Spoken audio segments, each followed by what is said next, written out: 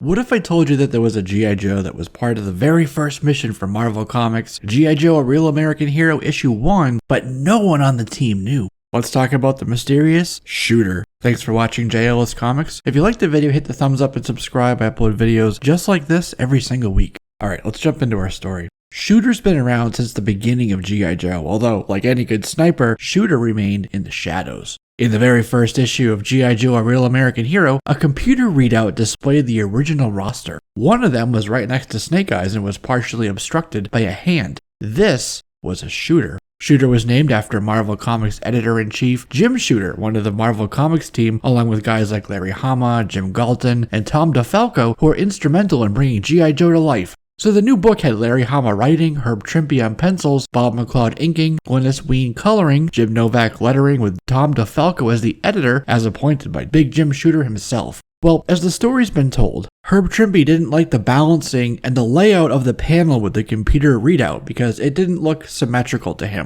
So they had Jim Novak, the letterer, fill in the computer screen in the panel, and as Larry Hama says, Novak was making a joke about editor-in-chief Jim Shooter by putting the letters Shooter in that space. And thus the legend of Shooter was born. And where's Shooter been? In off-panel Overwatch hides? Black Bag Wetworks missions? So classified they couldn't be told yet? Well, it turns out Shooter's story is much more tragic than that. It wouldn't be until 2006 with Devil's Due Press now holding the publishing rights to G.I. Joe when Shooter finally appeared. Now Shooter was a black female. Sergeant First Class Jodie Shooter Craig from Montclair, New Jersey. This was a retcon for sure, but a retcon written by Larry Hama himself, and it turns out that it was a deliberate pivot from Hasbro looking to infuse diversity into the line right at the same time, especially when her toy was released, but we'll get to that in a moment. The story was G.I. Joe declassified and sought to tell the early days of G.I. Joe leading up to their first Dr. Burkhart rescue mission from 1982's A Real American Hero issue 1.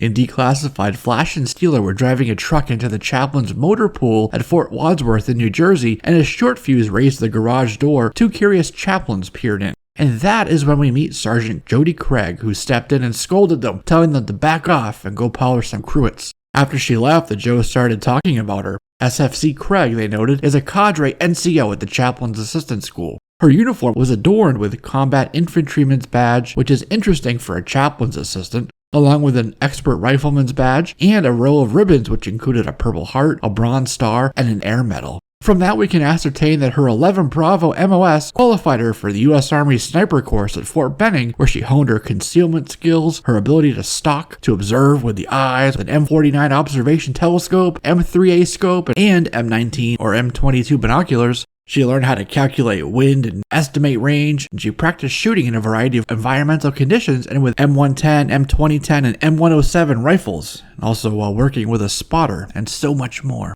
In other words, she's incredibly skilled, and by her medals we can see she brought that skill set onto the battlefield. And we again see SFC Craig eating in the mess hall, maintaining an air of aloofness, where she dressed down a couple chaplain's assistants with a quote from the Talmud. "Who is a hero? He who conquers his urges." That's a quote highlighting an innate quality of a sniper: patience. At the same time, Stalker had a recon team in Sierra Gorda, which was himself, Zap, Grunt, and Rock and Roll. This was the new G.I. Joe counterterrorism team, and this was one of their very first deployments. Stalker's Alpha team had been in country for a week, monitoring the Sierra Gorda Liberation Front as they forced their prisoners to dig trenches right there on the jungle floor. The Baroness flew in with a Hind attack helicopter and bombed the SGLF encampment with napalm. When an additional squadron of helicopters appeared, two of the helicopters, with their pilots lacking situational awareness in that airspace, collided in midair. And one of the pilots on the ground, blinded from the crash and the explosion, was picked up by the Joe team as they attempted to exfiltrate. His name was Diego,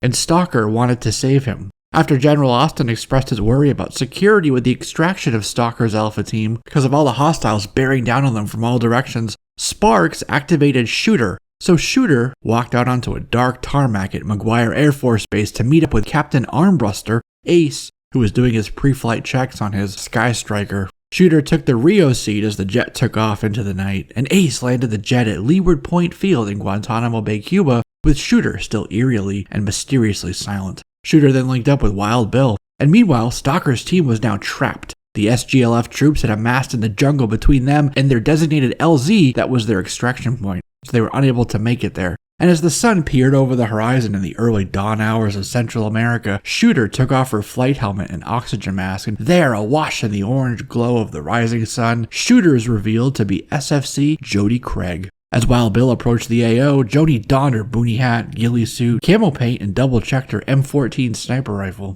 She jumped out of the helicopter and disappeared into the underbrush. Jodie watched through her binoculars as Stalker's Alpha team briefly engaged some of the revolutionaries. She then briefly hit the push-to-talk button on her walkie-talkie, breaking squelch, but just enough for a circling EA-6B Prowler to pick up the signal and relay it back to the pit, where General Hawk was confused, and he asked, "Who else is out there?" Hawk didn't know Jodie was there because his Shooter had been deployed by General Flagg and Sparks, not Hawk and the Joe's new command team. Flagg and Sparks were monitoring the situation on their own from a secure room at the Pentagon, completely separate from the pit. Flagg asked Sparks if Shooter had what it took to pull the trigger on a stranger. Sparks said that every soldier has terrible choices to make, citing a Sunday school teacher and pacifist from World War I named Sergeant York, who killed 25 Germans and earned a Medal of Honor. In the case of Shooter, Sparks told Flagg that Jodie's mother was a Sunday school teacher and that Jodie volunteers to work with disabled kids when she's off duty. Ultimately, Sparks didn't know what she was going to do when her target was sighted in with her scope, but he did reassure General Flagg that whatever she chose in that moment, that decision would be well thought out. But Jodie earned her code name.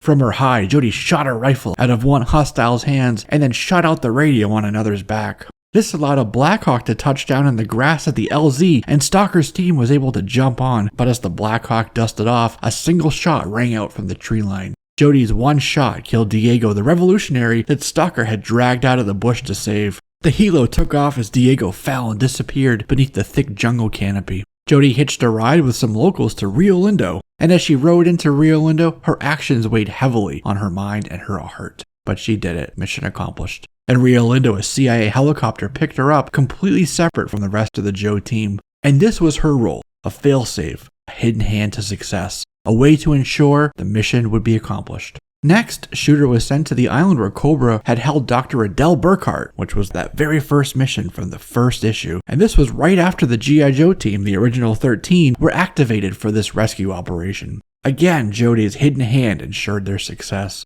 Sparks reported to General Flagg that her last comms check was from the castle parapet on the island a mere 5 minutes before an explosion completely destroyed the castle. Jodie had been trapped on the roof of the castle. She saw that Cobra were using civilians to carry ammo to the anti-aircraft batteries, and when she yelled this to the radio, 2 of the Cobra troopers saw her. She knew that AAA battery was going to shoot down the Joe's helicopter that was about to fly away with Dr. Burkhart to safety. So one of the Cobra fired his sidearm right at Jodie, and she took a round in the shoulder. Now wounded, Jodie charged with her knife and took one of the Cobra down, allowing the civilians, the non-combatants, to drop those munitions they were carrying and escape.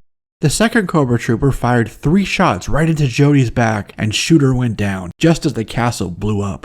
Jodie was KIA. General Flagg himself went to visit Jodie's mother at the church where she worked, to pay his respects to her and her daughter who'd made the ultimate sacrifice. In a church pew, Jodie's mom spoke to General Flagg. She was very proud of being a good soldier, she told General Flagg. Yes, ma'am, she certainly was, he somberly replied. A week later, General Flagg bussed all the Joes out for an honor ceremony for Jodie Craig, though they only knew her name from the motor pool. Flagg quoted Amelia Earhart during the ceremony, "Courage is the price that life extracts for granting peace." It wouldn't be until G.I. Joe, A Real American Hero issue 228 that this story was learned by the G.I. Joe team and, because of this, was officially entered into Larry Hama's canon. In the issue, CoverGirl and Lady J went to Stewin Church where Jodie's mom was still working and she was putting out Bibles into the pews. Jodie's mom was a little confused as they presented her with Jodie's medals. The general said that this was a training accident and my Jodie worked at the chaplain's assistant school. She wasn't fighting terrorists.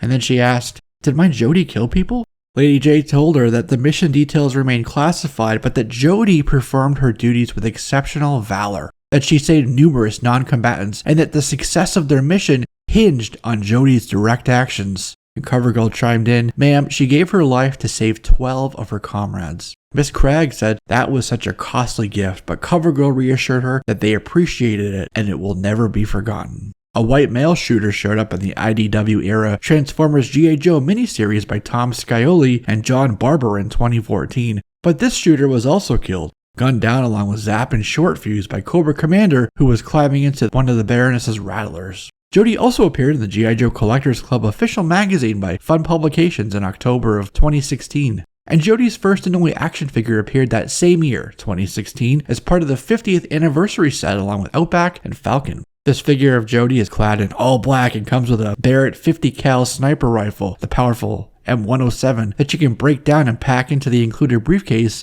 and this figure also included a pistol with a silencer. And with that is a wrap on this, my friends. Thank you for watching. Don't forget to subscribe so you can be one of the first to know when I upload videos just like this each and every week. I'm Jesse, this is JLS Comics, and I'll see you soon.